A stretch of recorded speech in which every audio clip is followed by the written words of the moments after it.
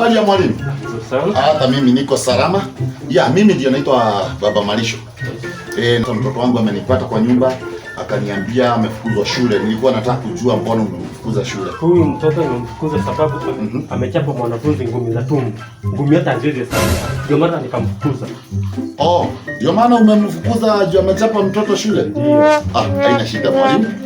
I will take care of that. Alafu nitamleta kesho arudi shule asome. Usimfukuze 4G, nitamleta kesho.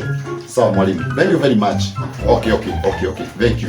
My son, nilikwambia nini? Wachanga kuniaibisha. Next time nisisikie umefukuzwa juu ya kugonga ngumi za tumbo.